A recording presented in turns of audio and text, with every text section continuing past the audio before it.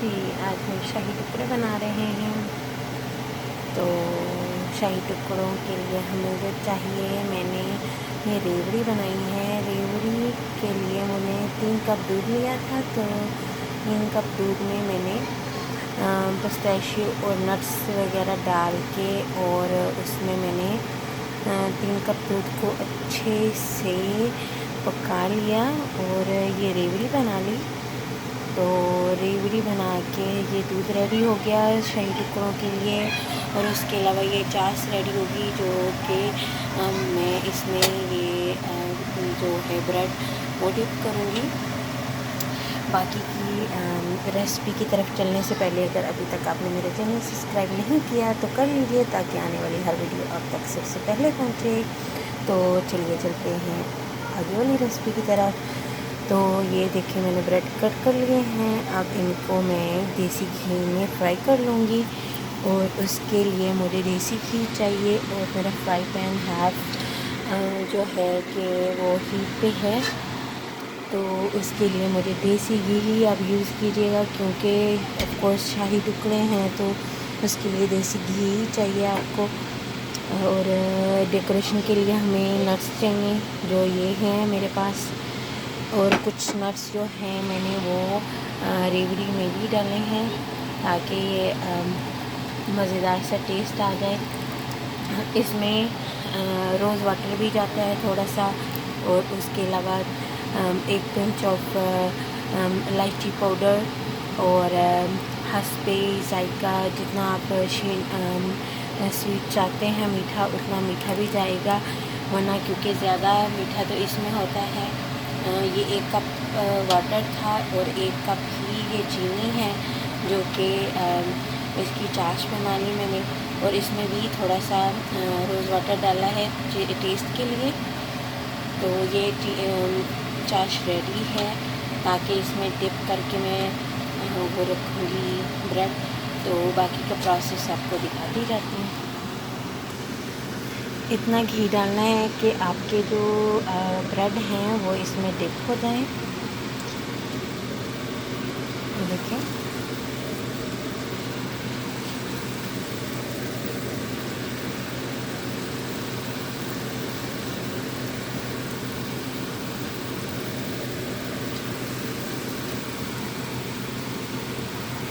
ठीक है।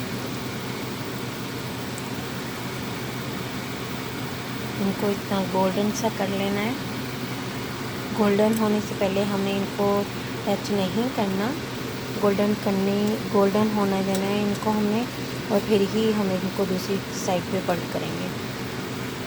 तो देखिए एक साइड से ये रेडी हो चुके हैं, अब दूसरी साइड से भी करते हैं।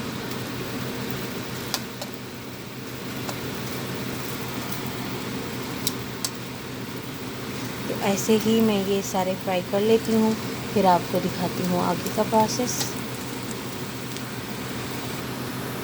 इतनी मज़ेदार सी देसी घी की खुशबू है।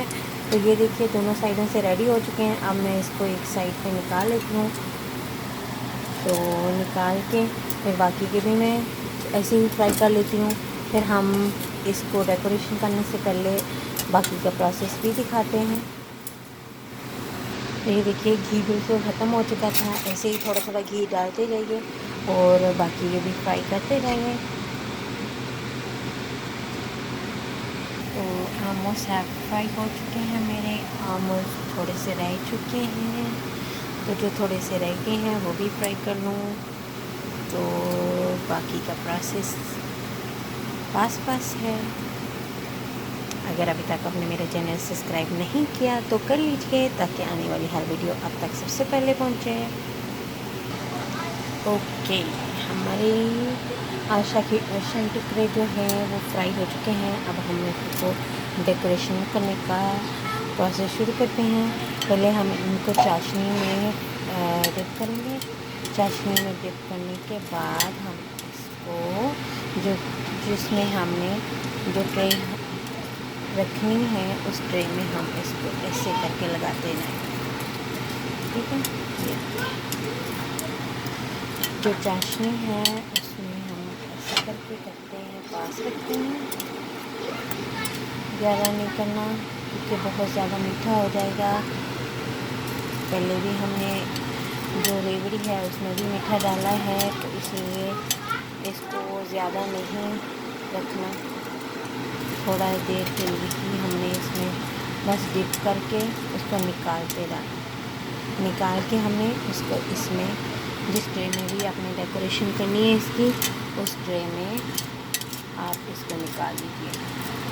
तो निकाल के सारे मैं इस मशीनी में डिप करके लगा के फिर दिखाती हूँ बाकी का प्रोसेस। तो ये देखिए इसका हो गया प्रोसेस, डन हो गया ये शीनी का। अब हम इसको जो है रेवड़ी वो डालते हैं ऐसे करके। जो रेवड़ी है मेरे पास वो डाल देंगे, ये देखिए ऐसे करके रेवड़ी डालते हैं, ठीक है।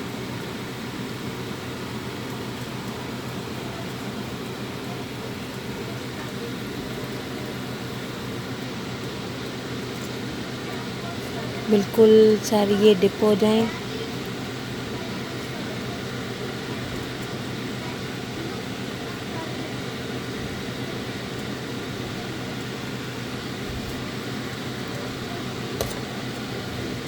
और फिर मैं इनको थोड़ा थोड़ा ऊपर कर देती हूँ ताकि ये थोड़े से नज़र भी आए कि ये क्या बना है, ठीक है। तो बाकी की जो रेवड़ी है मैं उसको साइड पे डाल देती हूँ, और जो डेकोरेशन के लिए मेरे पास पड़े हैं नट्स उनको भी साइड पे डाल देंगे, ठीक है। तो ये रहे जो नट्स मेरे पास डेकोरेशन के लिए थे, ठीक है। बहुत ज़्यादा नट्स नहीं डालने क्योंकि ऑलरेडी रेवड़ी में भी डाले हैं मैंने। तो ये था आज मेरे शीर खुरमे की रेसिपी।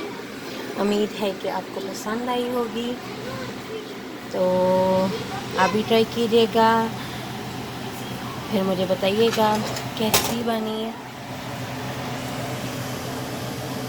अगर अभी तक आपने मेरा चैनल सब्सक्राइब नहीं किया तो कर लीजिए ताकि आने वाली हर वीडियो आप तक सबसे पहले पहुँचे। दुआ में याद रखिएगा, फिर मिलेंगे। अल्लाह हाफिज़।